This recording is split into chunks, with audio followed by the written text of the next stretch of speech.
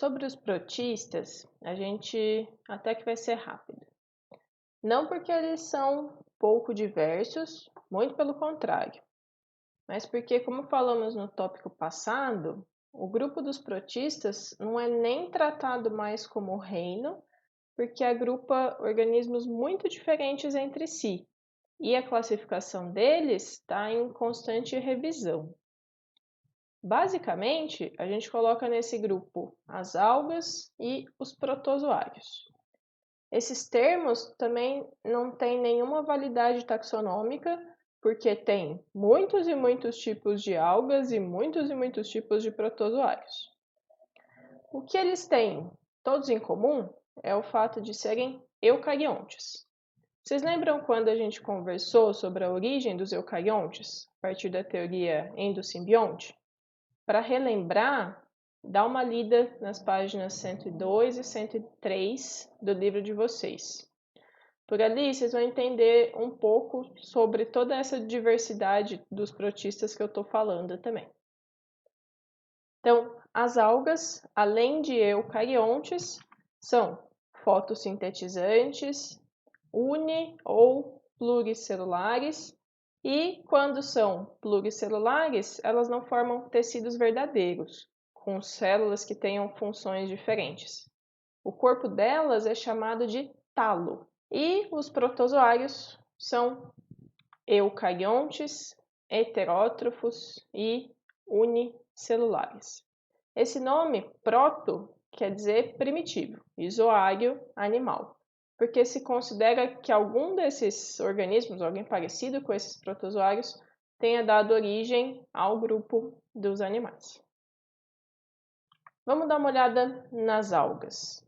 A importância primordial delas é para os ecossistemas aquáticos, onde elas são base das cadeias alimentares.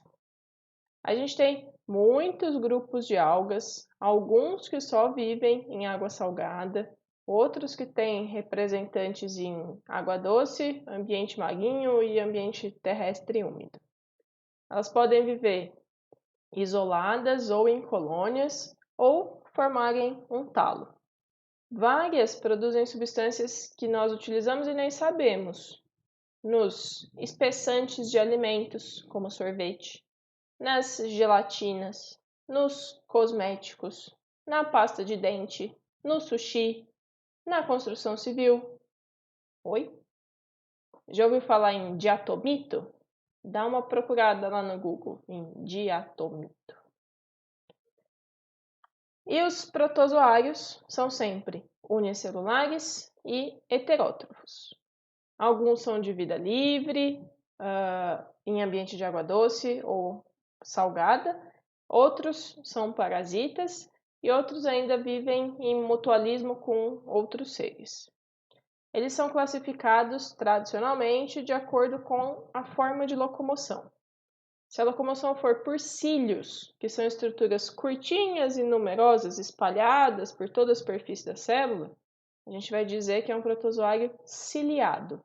Um exemplo, que é o daí da foto, é o paramécio.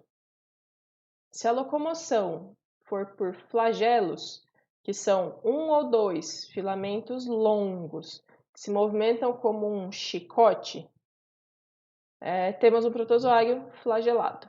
O exemplo da foto, aqui ó, esses compridinhos com o flagelo, é o Trypanosoma cruzi, causador da doença de Chagas. Se a locomoção for por pseudópodes, usados também para alimentação, como a gente já viu, a gente vai falar em sarcodinos.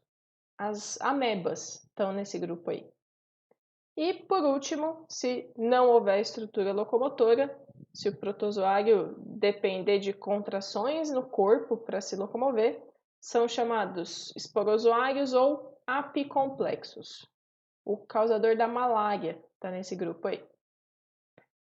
Como eu falei, essa classificação, baseada na forma de locomoção, é mais antiga.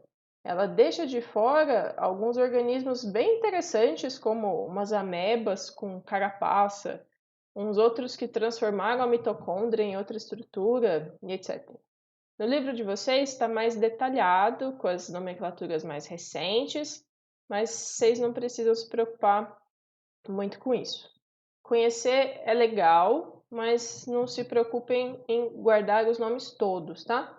O que vai ser importantíssimo, não só para o vestibular, mas também para a saúde, para entender questões de saúde pública e para a vida de vocês, são as doenças causadas pelos protozoários. E é tão importante que isso vai para a mão de vocês, tá? Vocês aprenderem fazendo, pesquisando, pensando, escrevendo lá na Wiki. Só para a gente encerrar os protozoários aqui, vamos lembrar de um processo que a gente falou ainda nas aulas presenciais, a osmose. Lembra dela? Osmose é a passagem de um solvente, no caso água, através de uma membrana semipermeável do meio hipotônico, ou seja, com menos soluto, para o meio hipertônico, mais concentrado em soluto. Claro que vocês lembram, né? Bom, a gente falou que alguns protozoários são de vida livre e vivem em água doce. A água doce é um ambiente hipotônico em relação à célula desses protozoários. O que vai acontecer então? Por osmose, a água entra na célula e ela começa a inchar, não é?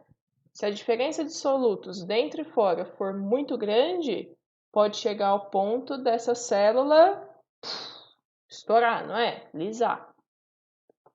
Se isso acontecesse, não existiriam mais protozoários de água doce, não é mesmo? Teriam morrido todos explodidos. Então, como é que eles fazem? Os protozoários de água doce têm uma organela especial, o vacúolo pulsátil, ou também chamado de vacúolo contrátil. É uma estrutura dentro da célula, parece essa estrelinha aí do esquema, que vai acumulando a água que entra por osmose na célula.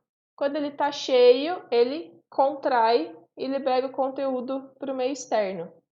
Por isso, parece que ele fica pulsando, porque ele enche de água e esvazia, né? A função dele, então, é fazer esse controle osmótico. Deixa a pergunta. Protozoários marinhos têm vacúolo pulsátil? Sim ou não? E se a gente colocar uma ameba marinha em água doce, o que vai acontecer com ela? Vai lá no fórum para discutir com a galera.